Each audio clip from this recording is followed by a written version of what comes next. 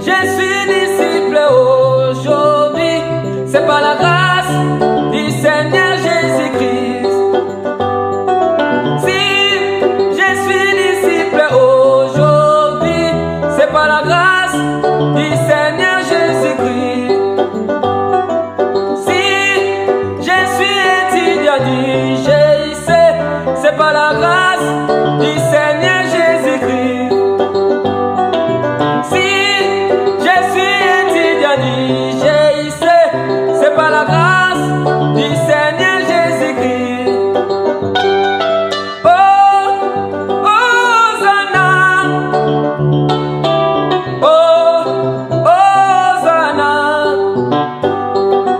Oh, Hosanna. Oh, Hosanna. Si nous aimons les enseignements, c'est par la grâce du Seigneur Jésus-Christ. Si nous aimons les enseignements, c'est par la grâce du Seigneur Jésus-Christ. J'ai béni le Seigneur. Oh, j'ai béni le Seigneur. Oh, moi j'ai béni le Seigneur. Oh, j'ai béni le Seigneur.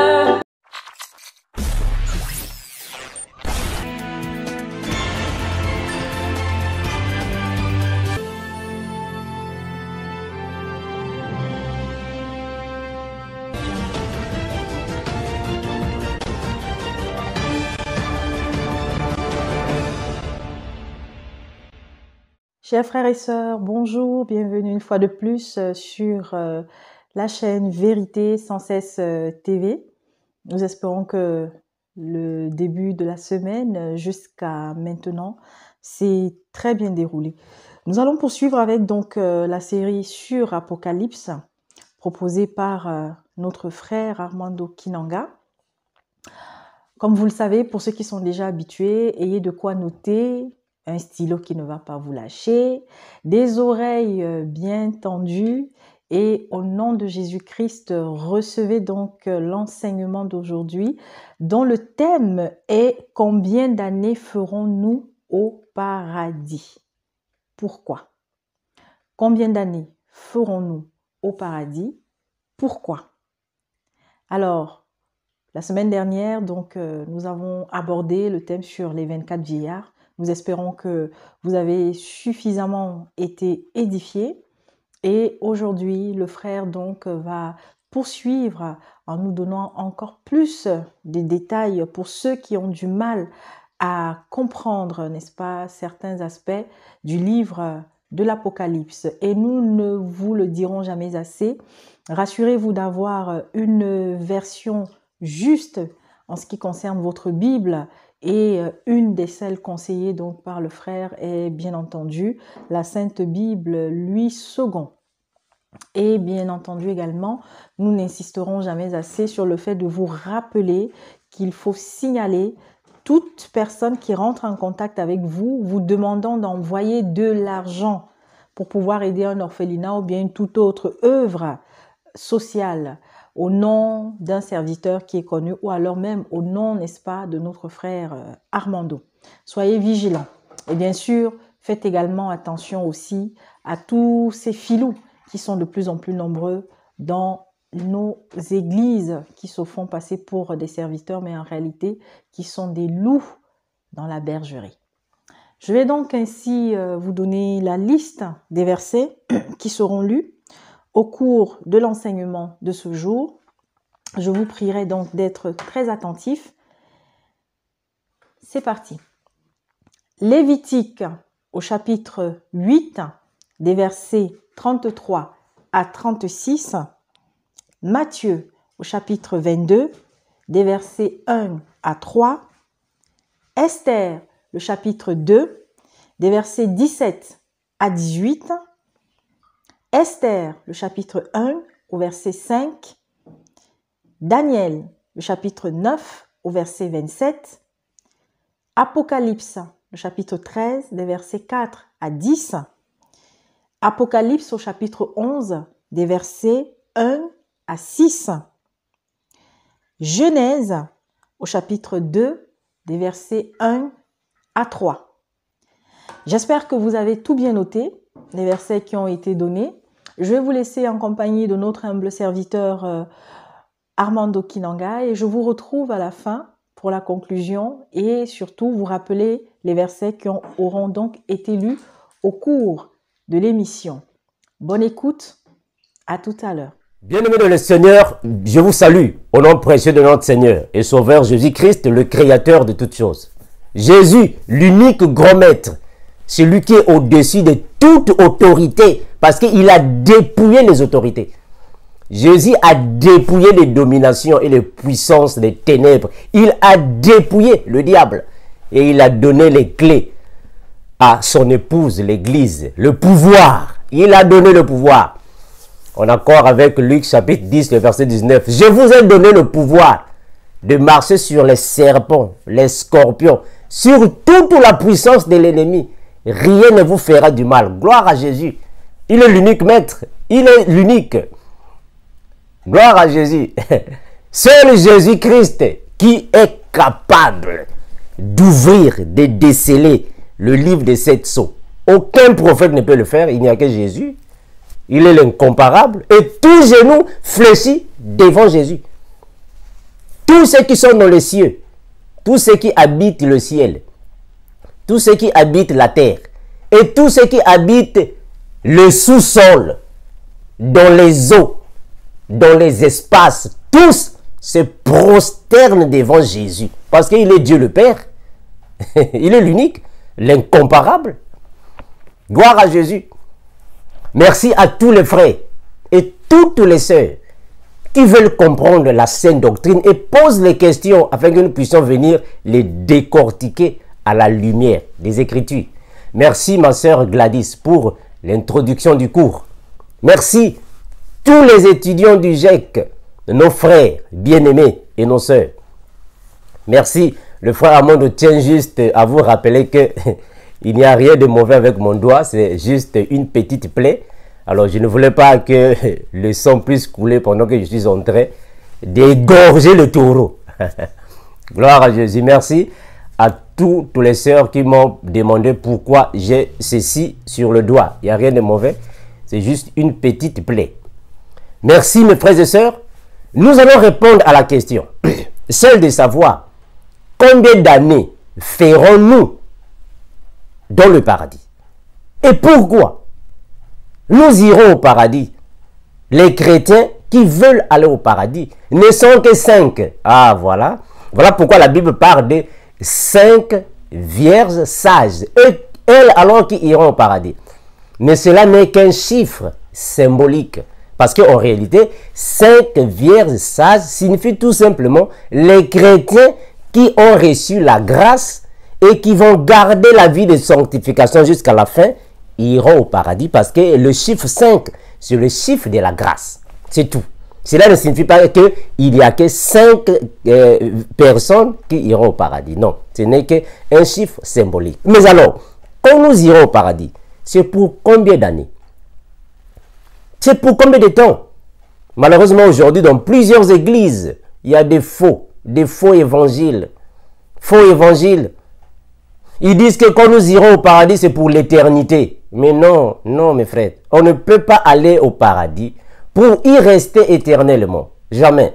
On va revenir sur la terre. On a encore avec Psaume chapitre 115, le verset 16. Le ciel a été créé pour Dieu et ses anges. Mais il a créé la terre. Il a donné la terre au Fils de l'homme, au Fils des hommes, afin que nous puissions alors y habiter, y hériter. Combien d'années ferons-nous dans le paradis? Premièrement, il y a des éléments à maîtriser avant de donner une date fixe. Premièrement, on doit connaître la notion du chiffre 7. C'est très important. Il faut d'abord connaître qu'est-ce que signifie le chiffre 7 et d'où vient cette notion du chiffre 7. Et deuxièmement, l'élément à savoir, c'est la durée du règne de l'homme impie ici sur la terre. Donc on doit vraiment connaître combien de temps fera le règne de l'homme impie. Autrement dit, le gouvernement mondial. Ça fera combien de temps sur la terre?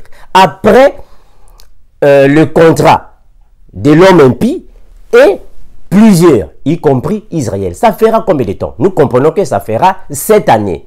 Mais alors, les 7 années de l'homme impie, ou soit du règne de l'homme impie, correspondent à la durée que nous ferons au paradis. Ça correspond à ça. Mais aussi, on doit alors savoir pourquoi le festin des noces. On doit connaître le festin des noces faisait combien de temps. Voilà pourquoi dernièrement j'avais dit que on ne peut pas comprendre la nouvelle alliance sans pourtant faire recours à l'ancienne alliance. Parce que la nouvelle alliance est la lumière de l'ombre. Donc on doit d'abord répartir dans l'ombre pour alors déchiffrer ce qui y trouvait. Selon la culture juive, le festin des noces prenait une semaine. Or, une semaine signifie 7 jours. Alors, c'est à partir de là que nous allons alors déchiffrer la durée que nous ferons au paradis. C'est à partir de là. Mais aussi, on doit connaître que signifiait alors, ou soit quels étaient les éléments de la 70e semaine de Daniel. Ça veut dire quoi? C'est-à-dire que le prophète Daniel fut le premier homme de Dieu qui a reçu l'eschatologie. L'eschatologie signifie tout simplement les événements de la fin des temps qui vont alors bouleverser l'humanité. C'est le prophète Daniel qui a reçu plusieurs visions concernant l'eschatologie. Mais Dieu lui avait dit de sceller le livre. C'est l'apôtre Jean alors qui a décelé par Jésus. Là, je parle de Jésus-Christ. C'est dans l'Apocalypse des Jean que nous avons vu le Seigneur Jésus a décelé les éléments. Alors, on doit d'abord connaître ces éléments avant de donner alors une réponse exacte à l'Église.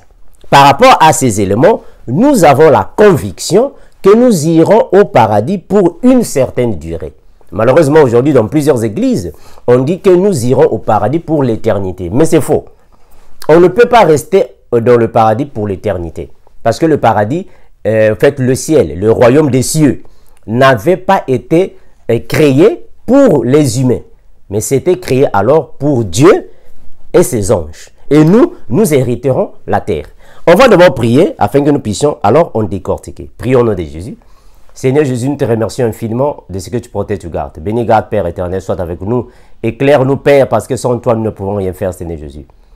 Fortifie ton peuple, ton puissant nom. Nous avons ainsi prié et nous disons Amen. Combien d'années ferons-nous au paradis?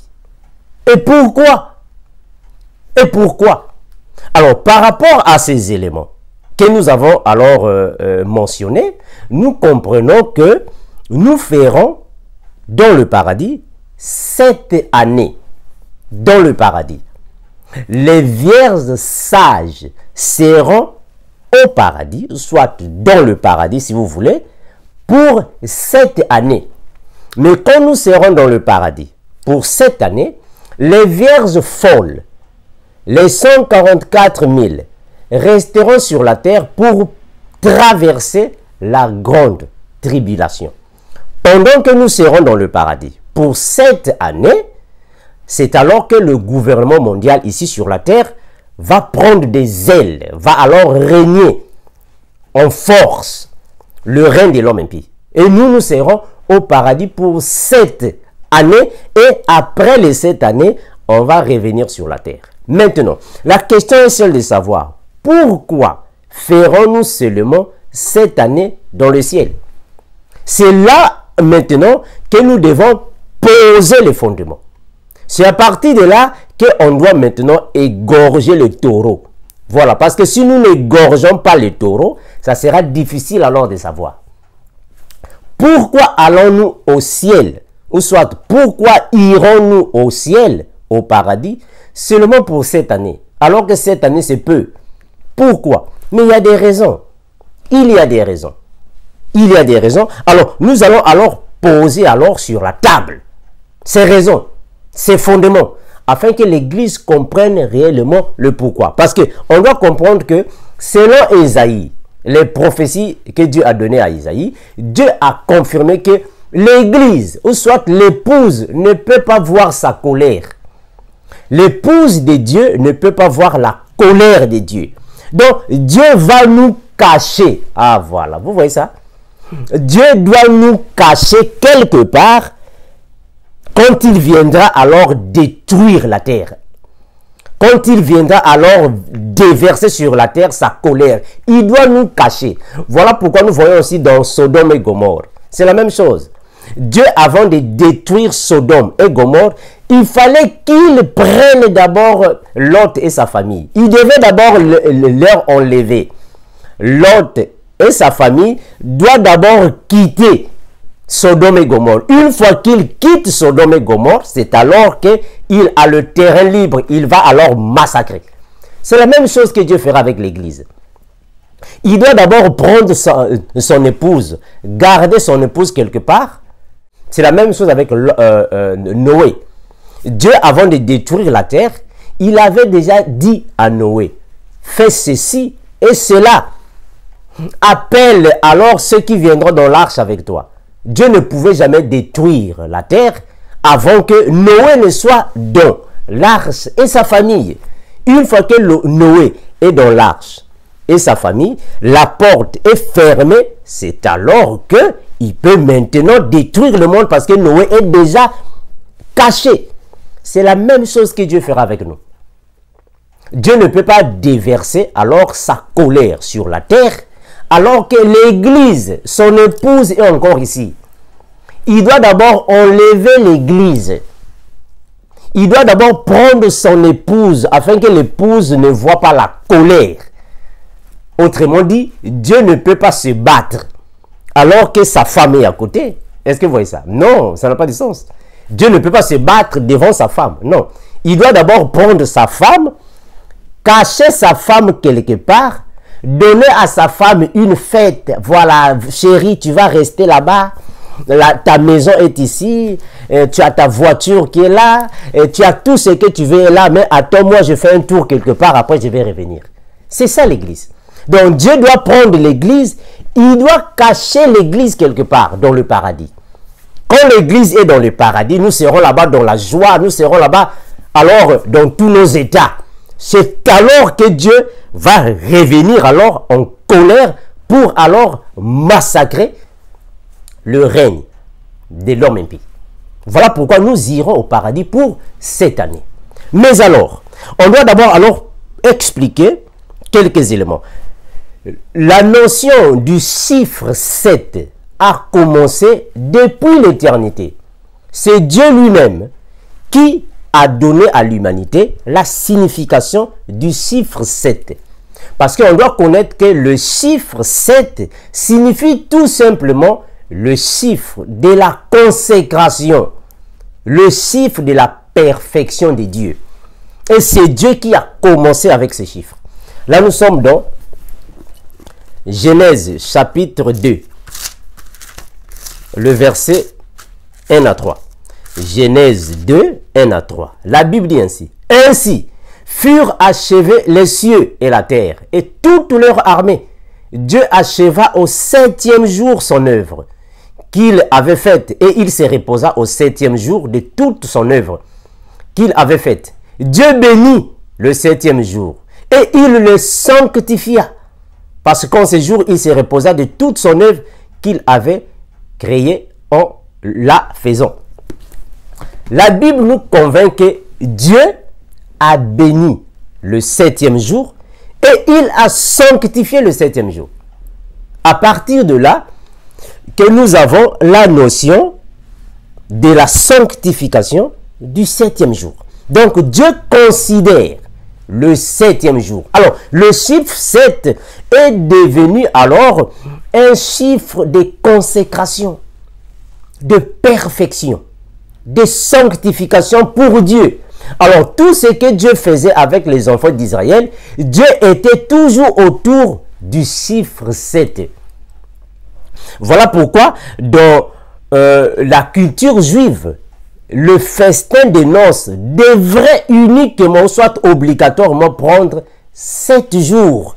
Parce que 7 jours, le chiffre 7 était considéré, jusqu'à aujourd'hui, est considéré un chiffre spirituel. Vous savez qu'il y a plusieurs chiffres, il y a beaucoup de chiffres qui sont spirituels, mais ici, je suis en train de parler sur le chiffre 7. Alors, nous allons voir alors dans l'ancienne alliance, Dieu parlait avec les prophètes. Mais sauf que Dieu priorisait le chiffre 7 en plusieurs cas, en plusieurs situations, dans plusieurs choses. La fête des tabernacles devrait prendre 7 jours. La fête des pains sans levain, 7 jours. Donc, c'était des choses qui prenaient uniquement 7 jours. Même les guérisons. Les guérisons aussi prenaient 7 jours. Les guérisons prenaient 7 jours. Les purifications prenaient 7 jours. Donc, le chiffre 7 a plusieurs éléments que je ne vais pas citer ici pour ne pas prendre beaucoup de temps. Ça prenait 7 jours. Même les prophètes, pour guérir les malades, ils prenaient 7 jours. Donc, le chiffre 7 était un chiffre alors considéré dans la culture juive. Même le prophète Moïse, pour consacrer les sacrificateurs, il a pris 7 jours. Est-ce que vous voyez? On va prendre Lévitique. Lévitique 8, 33. Lévitique 8, 33. Ici, nous sommes en train de déchiffrer le chiffre 7. Pourquoi le chiffre 7? Lévitique 8, 33. Lévitique 8, 33 à 36. Que dit la parole? Lévitique 8, 33, 36. La Bible dit ainsi. Pendant 7 jours, vous ne sortirez point de l'entrée de la tente d'assignation jusqu'à ce que les jours de votre consécration soient accomplis. Car 7 jours seront employés à vous consacrer. Ce qui s'est fait aujourd'hui, l'Éternel a ordonné de le faire comme expiation pour vous.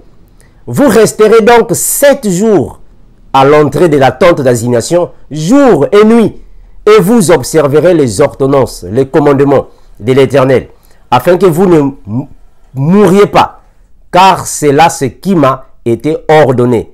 Aaron et ses fils firent toutes les choses que l'Éternel avait ordonnées par Moïse. Donc, Dieu dit à Moïse que tu dois consacrer Aaron et ses fils. Mais quand tu consacres Aaron et ses fils, ils doivent rester à l'entrée de la tente d'assignation pendant 7 jours. Parce que le chiffre 7 était un chiffre, ou soit était un chiffre de consécration. Voilà, cette notion de chiffre 7 est alors devenue une chose considérée, une coutume pour les Juifs. Voilà pourquoi nous voyons aussi que Dieu a dit à Abraham, Abraham, j'ai fait une alliance avec toi. Mais sauf que dans l'alliance, il y a des principes. C'est une alliance que je fais avec toi, mais sauf que dans cette alliance-là, tu dois circoncire tout mâle le 8e jour. C'est-à-dire que tout mâle doit faire 7 jours auprès de sa maman. C'est-à-dire que quand une femme met au monde, l'enfant doit faire 7 jours auprès de sa mère. Et le 8e jour, il faut le circoncire. Parce que les 7 jours, Dieu considère ça comme la consécration. L'enfant est déjà prêt pour être consacré. Le 8e jour, il faut le consacrer. C'est la même chose que Dieu a dit au peuple d'Israël, à Moïse et à Aaron. Il dit que tout celui qui commettra un péché doit venir alors demander pardon au sacrificateur. Mais il doit venir avec un animal. Une chèvre, ça dépend. Une chèvre, un agneau, un bouc, ça dépend. Il faut venir avec un animal. Mais cet animal, il faut venir avec quand l'animal aura son 8e jour. C'est-à-dire que quand une femelle avait des enfants, ou soit des petits, les petits devraient compléter 7 jours. Et le 8e jour, vous pouvez prendre alors pour consacrer à l'Éternel. Donc Dieu considérait le 7e jour. Donc le chiffre 7 est toujours considéré. Voilà pourquoi nous irons au paradis pour cette année. Le 7 là, c'est le chiffre qui est considéré depuis la nuit des temps. Depuis la culture juive. Le chiffre 7, c'est le chiffre que Dieu considère. Alors, on va descendre. Nous allons descendre, nous allons prendre Matthieu pour que nous puissions alors parler sur le festin des noces. Le festin des noces, selon la culture juive. Le festin des noces. Je suis dans Matthieu. Matthieu chapitre 22, le verset 1 à 3. 22, 1 à 3. Que dit la parole? Jésus prenait la parole, leur parla de nouveau en parabole et il dit: le royaume des cieux est semblable à un roi qui fit des noces à son fils. Est-ce que vous voyez? Jésus compare le royaume des cieux au festin des noces. Il dit que le royaume des cieux est semblable à un roi qui fit des noces pour son fils. Il envoya des serviteurs appeler ceux qui étaient invités aux noces, mais ils ne voulurent pas venir. Il envoya encore d'autres serviteurs en disant: dites aux conviés, voici j'ai préparé mon festin, mes bêtes grasses sont tuées et tout est prêt. Venez aux noces. Vous pouvez continuer. Là, je suis dans la parabole des noces. Jésus nous dit que le royaume des cieux est comparable à un festin de noces. Donc, nous irons au paradis aussi pour un festin de noces. Mais le festin de noces faisait 7 jours, une semaine. Mais alors, nous n'irons pas au ciel pour 7 jours, mais nous y serons pour 7 années. Pourquoi? Là maintenant, on doit faire maintenant recours à Daniel.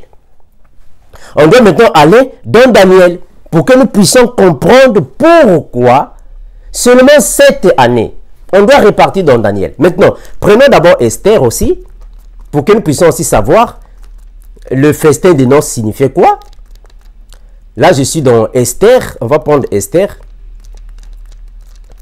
Esther, nous allons prendre le chapitre 2, je crois. Oui, Esther, on va prendre le chapitre 2, afin que nous puissions comprendre comment est-ce que ça se passait. Esther, chapitre 2, le verset 17 à 18. Esther 2, 17, 18. La Bible déclare ainsi: le roi aima Esther, ou Hadassa, plus que toutes les autres femmes, et elle obtient grâce et faveur devant lui, plus que toutes les autres jeunes filles. Il mit la couronne royale sur sa tête, et la fit reine à la place de Vati. Le roi donna un grand festin, et tous ses princes et ses serviteurs au festin en l'honneur d'Hadassa ou Esther. Il accorda au repos aux provinces et fit des présents avec une libéralité royale. Le roi Assuérus a pris Hadassa, ou soit Esther, pour femme, mais il a donné un festin. On doit comprendre que le festin des noces prenait une semaine.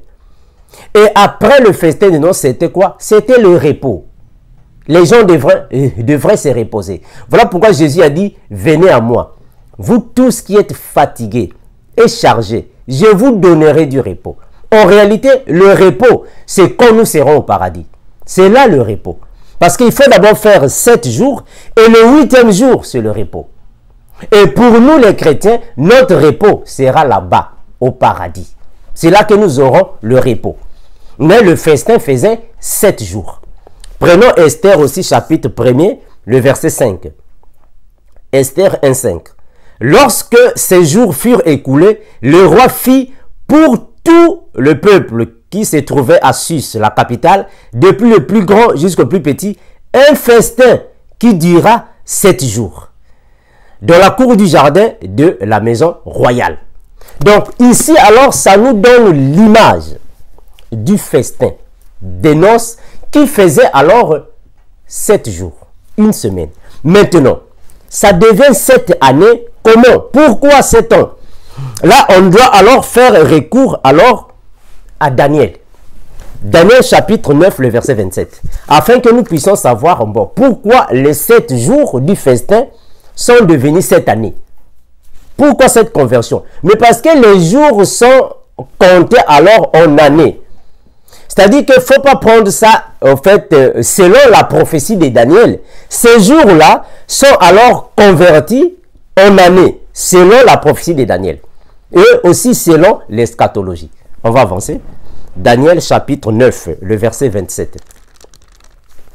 Afin que ça nous donne alors une idée.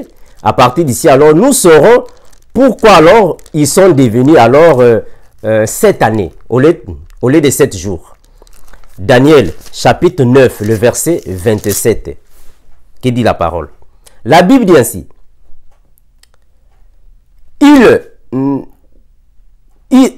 Prenons le verset 26 afin que ça soit encore clair. Hein, c'est mieux.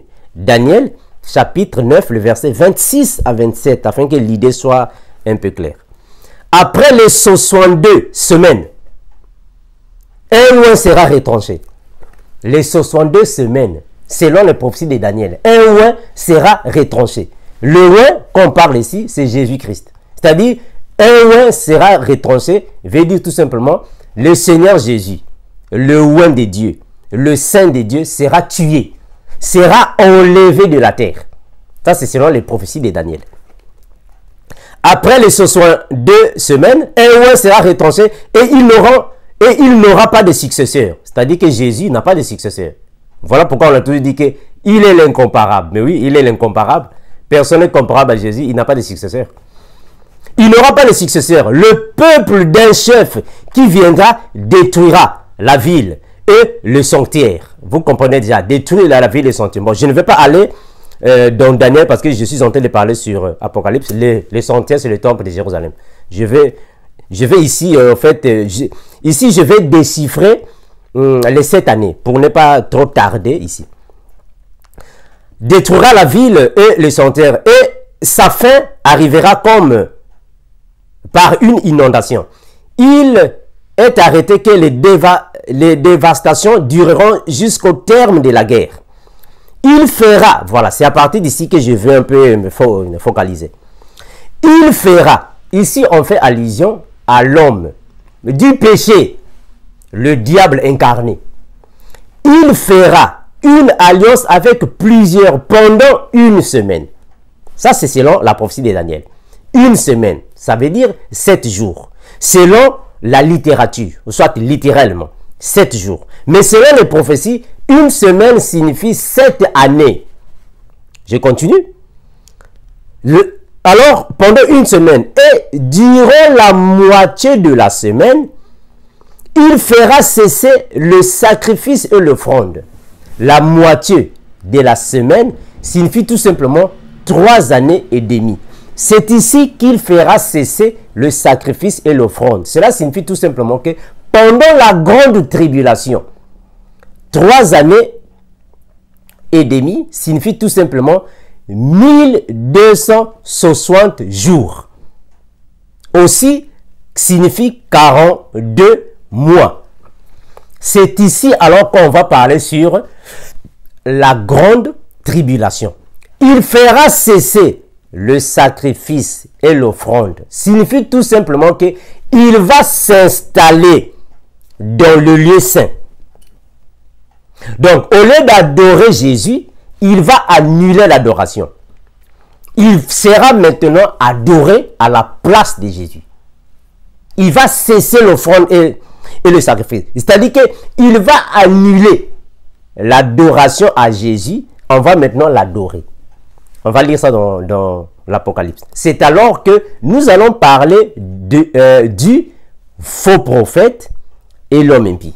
C'est pendant ces moments ici, la grande tribulation. C'est alors aussi qu'on va parler sur la 70e semaine de Daniel et l'imposition de la marque de la bête. C'est pendant ces moments ici. Je continue. J'espère que j'en avais déjà parlé, je ne veux pas m'attarder. Et alors, le dévastateur commettra des choses les plus abominables. Le dévastateur, c'est l'homme impie. en compagnie avec le faux prophète. Ils feront des choses terribles. Jusqu'à ce que la ruine et ce qui a été résolu fondent sur le dévastateur. Jusqu'à ce que la ruine alors leur surprend. Donc ça alors, ça nous éclaire par rapport à la durée du règne de l'homme impie. Il fera une semaine. Or, une semaine, prophétiquement parlant, signifie 7 années. Alors là, on doit maintenant entrer dans Apocalypse pour déchiffrer cela. Apocalypse chapitre 13. Apocalypse chapitre 13, le verset 4 à 10. Apocalypse 13, 4 à 10. La Bible dit ainsi. Et ils adorèrent le dragon parce qu'il avait donné l'autorité à la bête. C'est ce que j'ai lu là-bas dans Daniel 9, 27. L'homme impie va signer le contrat avec plusieurs, y compris Israël. Et ce contrat durera 7 jours, qui signifie une semaine.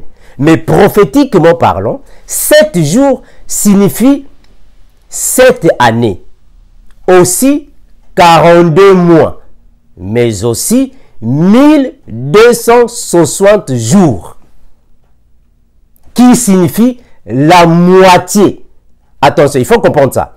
1260 jours signifie la moitié de 7 années. C'est-à-dire que 1260 jours signifie la moitié de la semaine. Alors, il va régner pendant ces temps ici. 42 mois. Qu'il va vraiment régner et il fera des choses abominables. Mais tout son contrat fera alors une semaine. C'est-à-dire 84 mois. Donc là, il faut maintenant faire 1260 jours fois 2. Et 42 mois fois 2. Est-ce que vous voyez? Ça nous donne alors 84 mois qu'il va régner, ce qui correspond à une semaine ou soit 7 années. Je vais répéter ce que j'ai dit pour ne pas que la compréhension fait défaut à certaines personnes. Je disais ceci. L'homme impie, quand il va apparaître, c'est-à-dire que le diable incarné, quand il va apparaître, alors il ira faire un contrat. Il va signer une alliance avec le peuple d'Israël. Quand il signe une alliance avec plusieurs, y compris le peuple d'Israël, son contrat ou soit son alliance sera alors une alliance qui prendra une semaine. Selon faites les écrits, c'est-à-dire selon le contrat, selon les prophéties de Daniel, une semaine signifie 7 années. On va prendre ça dans l'Apocalypse, parce qu'on va décortiquer l'Apocalypse et Daniel. Selon les prophéties, une semaine signifie 7 années. C'est-à-dire 7 jours, 7 années. Donc ce sont les jours qui sont comptés en années. Alors l'homme impie, avec les 7 années, il va s'établir dans le temple de Jérusalem. Il cessera l'offrande et il cessera le sacrifice. Cela signifie tout simplement que il va annuler les adorations et les louanges à Jésus. Mais c'est lui qui sera alors glorifié à la place de Jésus, mais il prendra aussi son autorité, il va donner à la bête. La bête qu'on dit là-bas, c'est le faux prophète. Je ferai une vidéo, je vais décortiquer qui est le faux prophète. Alors, ils vont régner depuis Israël. Ils vont régner dans toutes les nations de la terre. C'est là qu'ils vont former ce qu'on appelle par le gouvernement mondial.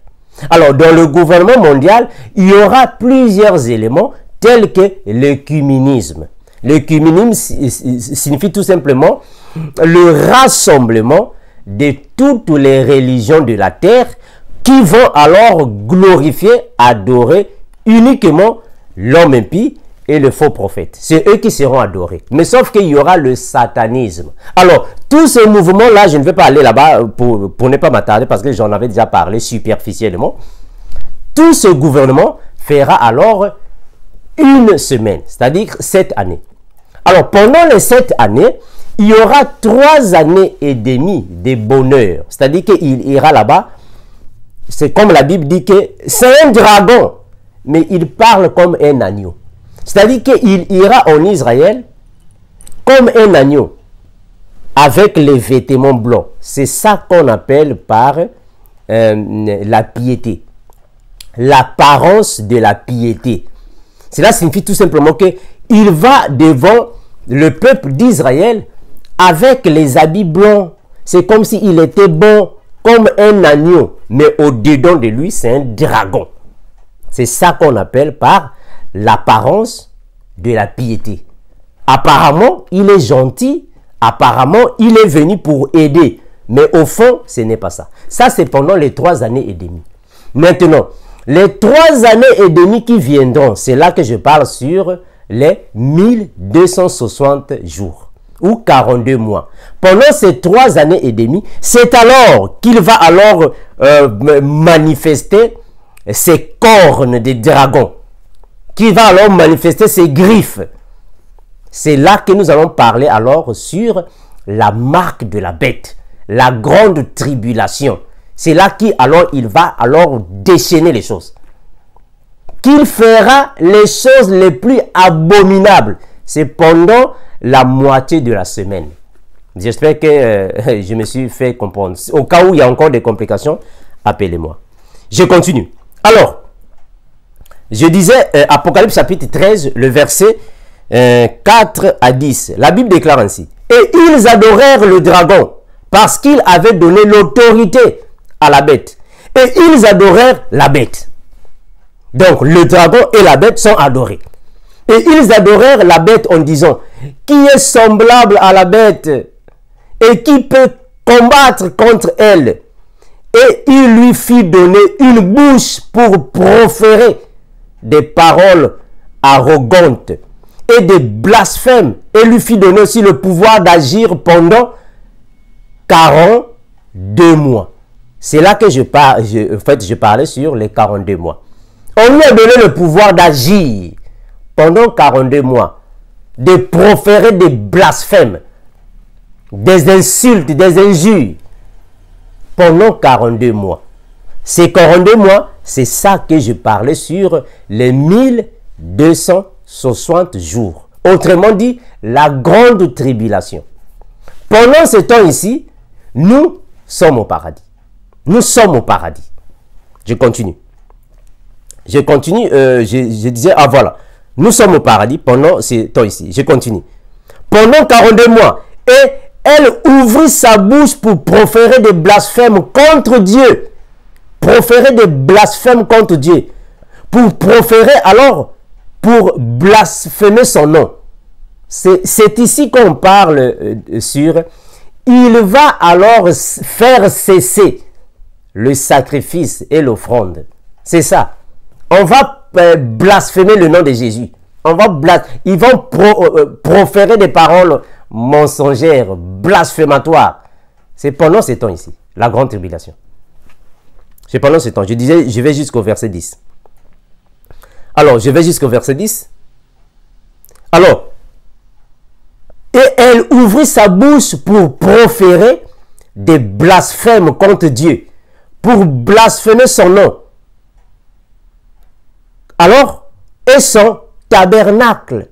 Le tabernacle, c'est le temple de Jésus qui est là-bas, en Israël. Mais aussi le temple céleste. Aussi le temple céleste. Et ceux qui habitent dans le ciel. Et il lui fut donné de faire la guerre aux saints. Faire la guerre aux saints signifie la grande tribulation. C'est-à-dire qu'il va tuer les saints. Mais qui sont les saints qu'on parle ici? Les saints qui sont ici, ce sont ceux qui vont alors traverser la grande tribulation et vont garder le nom de Jésus. Ceux qui vont garder le nom de Jésus. mais aussi les 2 témoins qui iront là-bas en Israël. On leur fera la guerre, on va leur tuer. Donc, l'homme impie et le faux prophète vont tuer les saints en commençant au 2 juin. Les 2 témoins seront tués. Les 144 000 d'Israël seront tués. Et les vierges folles aussi seront tuées. Mais sauf que les 2 témoins vont repartir au ciel. Les 144 000 iront dans le lieu de repos et les vierges folles dans le lieu de repos. Ils seront tous tués. Donc, il va faire la guerre aux saints. Voilà pourquoi dans les sceaux, on nous a dit que, dans le premier sceau, on nous a dit qu'il est parti en guerre pour vaincre. Mais c'est ici, la grande tribulation, il va vaincre. Il va vaincre. Je continue. Alors, il lui fut donné de faire la guerre aux saints et de les vaincre. Et il lui fut donné autorité sur toute nation, toute tribu, tout peuple, toute langue. Et tous les habitants de la terre l'adoreront. Ceux dont le nom n'a pas été écrit dès la fondation du monde, dans le livre de l'agneau qui avait été immolé. Est-ce que vous voyez? Donc, eux, alors, ils vont adorer la bête. Mais ceux qui vont adorer la bête, c'est ceux qui n'ont pas de livres écrits, pardon, qui n'ont pas de noms écrits dans les livres de vie. Ça, alors, c'est le règne de l'homme impie. Pendant tout ce temps ici, pendant le temps de la grande tribulation, nous sommes au paradis. Quand je dis nous, je fais allusion aux vrais chrétiens. Les vierges sages, nous sommes au paradis. Et ça va prendre alors 7 années, pendant que nous serons au paradis. 7 ans. Nous sommes au paradis. 7 ans. Le verset 9. Si quelqu'un a des oreilles, qu'il entende si quelqu'un mène en captivité, il ira en captivité. Si quelqu'un tue par l'épée, il faut qu'il soit aussi tué par l'épée. J'espère que vous avez compris. S'il y a des questions, nous sommes disponibles pour les expliquer. Prenons Apocalypse chapitre 11. J'espère que c'est le dernier verset. Apocalypse 11, le verset 1 à 6. 1 à 6. 11, 1 à 6. On me donnera un roseau semblable à une verge. Et l'ange se présenta et dit, lève-toi et mesure le temple de Dieu, l'autel et ceux qui y adorent. Mais le parvis extérieur du temple, laisse-le en dehors. Et ne le mesure pas, car il a été donné aux nations. Rappelez-vous, dernièrement, je vous avais parlé sur le millénium. Quand je parlais sur le millénium, j'avais précisé que le temple de Jérusalem sera alors le lieu là où toutes les nations iront adorer Jésus. Mais effectivement aussi, les saints, nous serons là pour adorer Jésus. Mais sauf que dans le tabernacle d'Israël, dans le temple d'Israël, il y aura 3 places comme dans le tabernacle de Moïse. Est-ce que vous voyez? Donc c'est la même chose que la division du temple sera. Et les païens seront alors dans le parvis. Le dehors du temple, l'extérieur du tabernacle signifie le parvis. C'est-à-dire la cour du temple, le parvis, la cour du temple. Mais le parvis extérieur du temple, laisse-le en dehors et ne le mesure pas, car il a été donné aux nations et elles fouleront au pied la ville sainte pendant 42 mois. Pendant 42 mois. Est-ce que vous voyez ça? Pendant 42 mois. Donc, ce sont les mêmes événements que je vous avais parlé là-bas. Elles fouleront aux pieds. Ici, nous sommes dans la grande tribulation. Dans la grande tribulation. Elles fouleront aux pieds la ville sainte. La ville sainte, c'est Jérusalem. La ville sainte, Jérusalem. Pendant 42 mois. Alors, je donnerai à mes 2 témoins le pouvoir de prophétiser, revêtus de sacs pendant 1260 jours. C'est ce que je parlais ici. 1260 jours signifie 42 mois. Autrement dit, 3 années et demie. Pendant ce temps ici, de la grande tribulation, l'Église, nous sommes au paradis. Donc ça, ce sont les éléments qui nous convainquent que nous irons au paradis pour 7 années. Ça, ce sont les éléments qui nous donnent cette conviction que nous irons au paradis pour 7 années.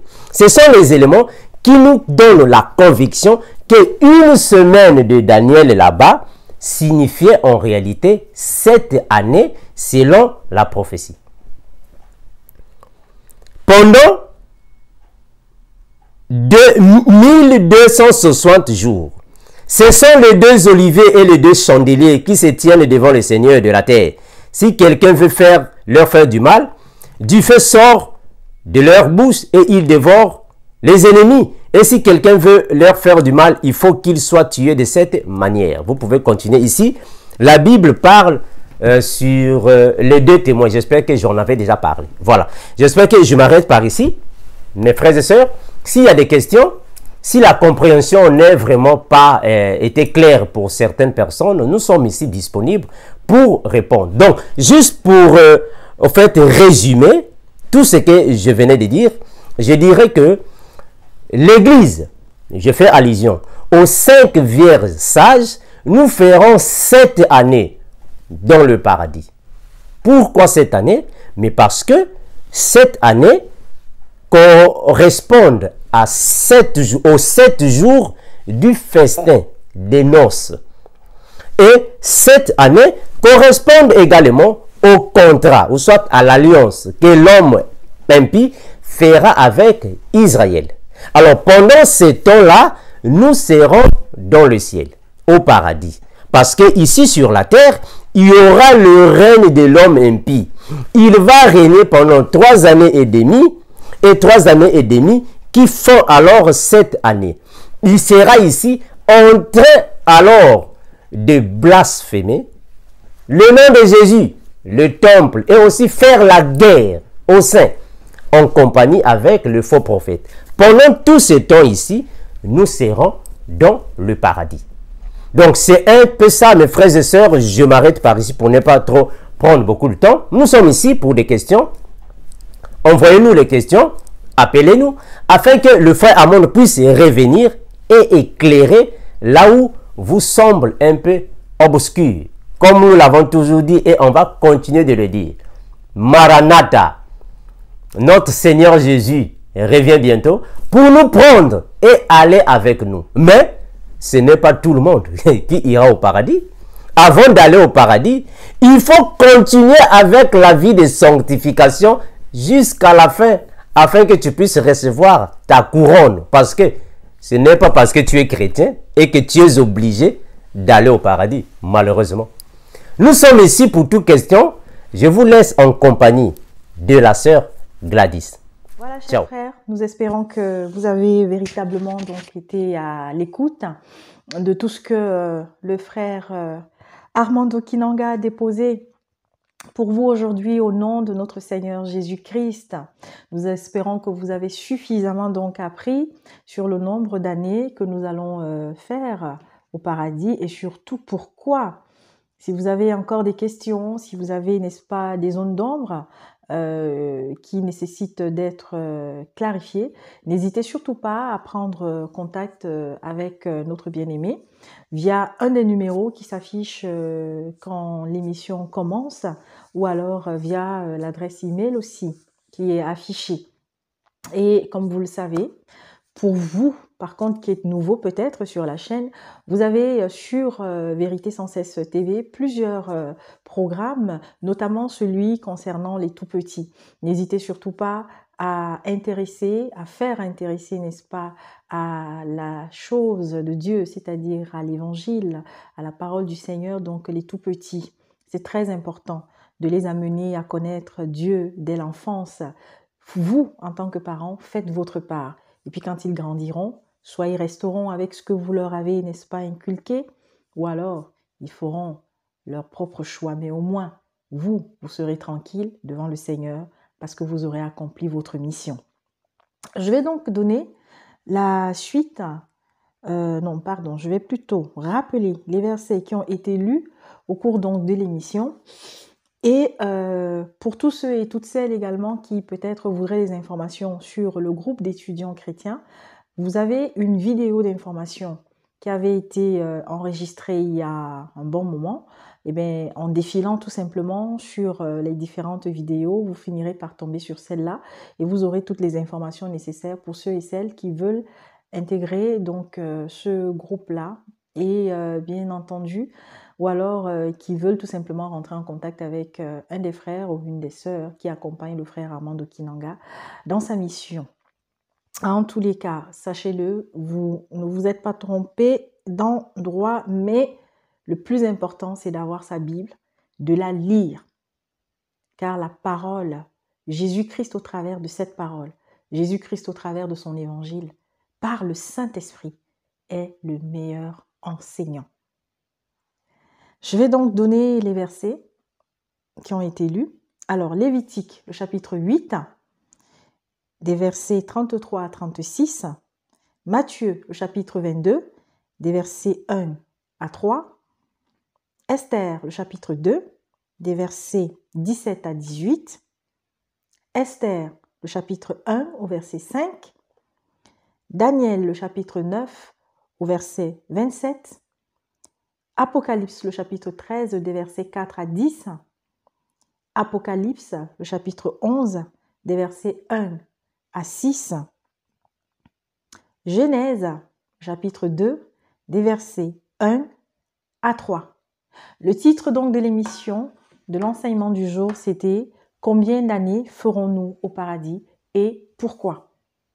Continuez de vous nourrir de la parole et surtout, ne cessez jamais de demander au Seigneur, via le Saint-Esprit, de vous éclairer, de continuer de vous nourrir, de surtout vous guider à devoir écouter des hommes, des serviteurs ou des servantes qui ont le véritable évangile dans la bouche. Soyez vigilants. Je vous souhaite une très bonne semaine. Nous vous disons à très bientôt et surtout, restez à l'écoute de tous les programmes qui vous sont proposés sur Vérité sans cesse TV. À bientôt.